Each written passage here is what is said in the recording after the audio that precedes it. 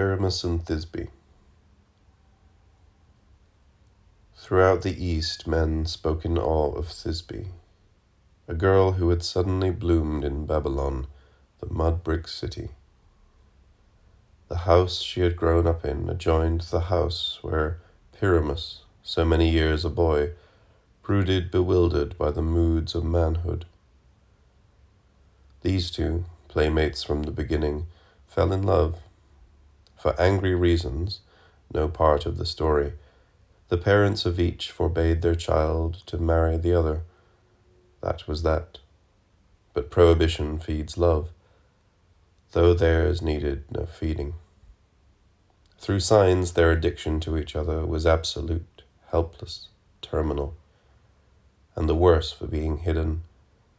The more smothered their glances, the more agonized the look that leapt the gap. In the shared wall that divided their houses, earth tremors had opened a fissure. For years, neither household had noticed. But these lovers noticed.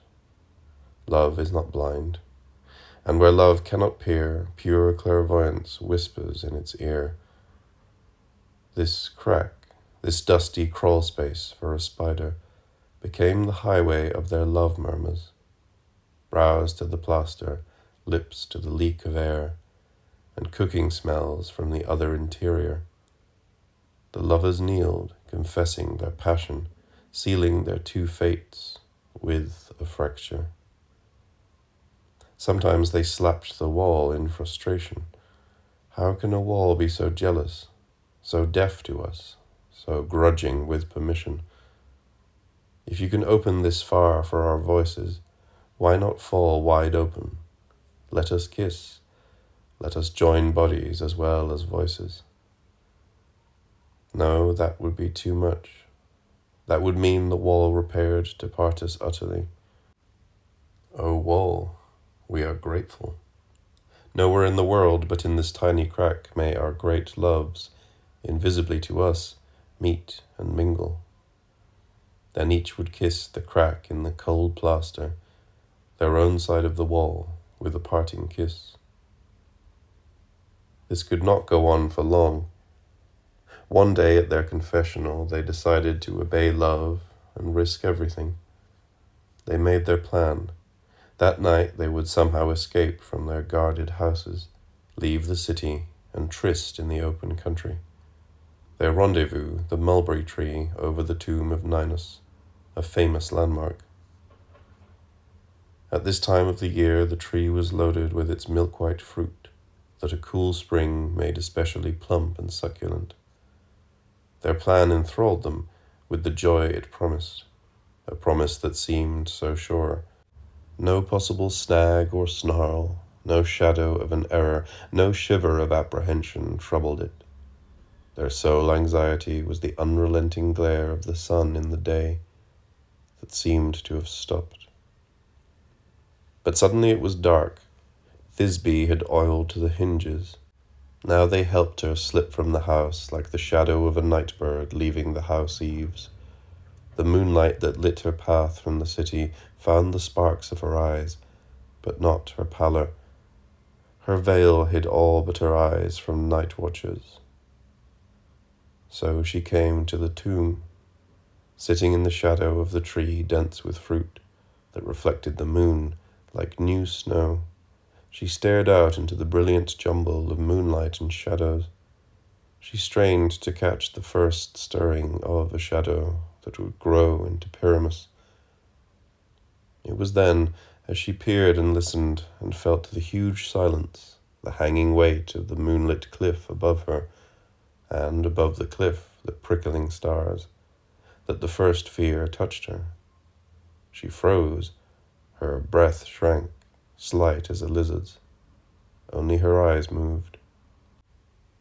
She had seen in her eye corner a shadow that seemed to have shifted. Now she could hear her heart. Her head swiveled. Somebody was walking towards her. She stood. She leaned to the tree, her legs trembling. She realized she was panting, and almost cried out, "Pyramus!" But at that moment the shadow coughed a strange cough, hoarse, cavernous, and was much nearer, moving too swiftly. A strangely hobbling dwarf bent under something. Then her brain seemed to turn over. Plain in the moonlight she saw that what had looked like a dwarf was nothing of the kind.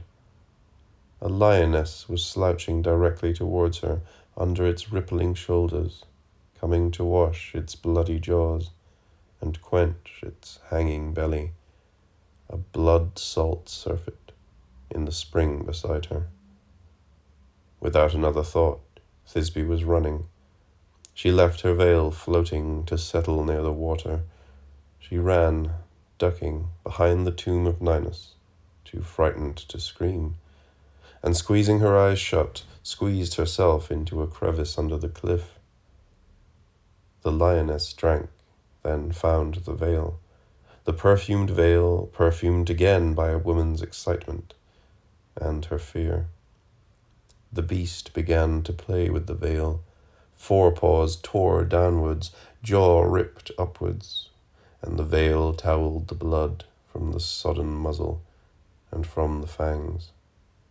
Soon the beast lost interest in this empty skin, so savourless, and the beautiful weave was abandoned. The lioness went off. She was absorbed among the moonlit rocks, as if she had never happened. Only the veil waited for Pyramus, who now emerged running, his shadow vaulting beside him. Both stopped at the spring.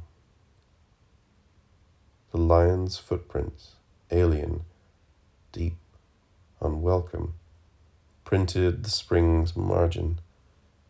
Pyramus picked up the veil, too familiar, blackened by blood though it was, blood so fresh and glistening. He groaned, not unlike the lioness, but groaning words. Did our planning foresee this double death as a fitting finale to our love which was forbidden? But Thisbe should have escaped the lion and lived. Am I to blame for appointing this wild place, but failing to be here before her? Then he roared aloud, Are there any more lions living in the cliff there? Come out and punish a criminal. He groaned again to himself.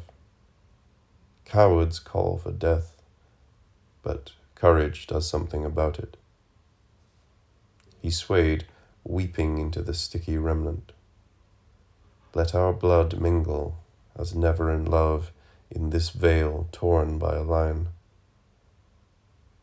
He set his sword point to his chest and ran at the tree, burying the blade to the hilt. Then, with his last effort, pulled it from the wound. When a lead conduit splits, the compressed water jets like a fountain. His blood shot out in bursts, each burst a heartbeat, showering the fruit of the tree, till the white fruits, now dyed hectic purple, dripped his own blood back onto his body, that spilled the rest of its life in heavy brimmings to the tree roots that drank it and took it up to the fruits that fattened darker. Thisbe's fear for Pyramus and the lion, and, almost worse, the thought that he might have arrived and be at the tomb without her, brought her running.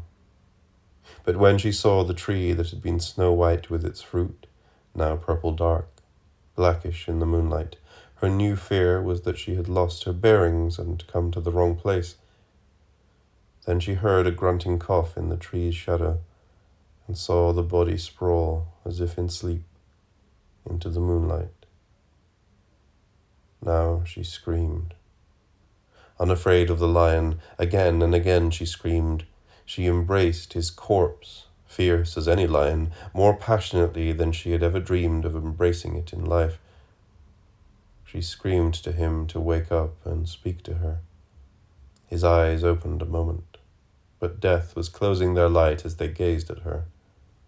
Thisbe looked down at her hand. it was clutching the soggy rag of her veil. She saw his scabbard empty. It was your love that persuaded your own hand to kill you.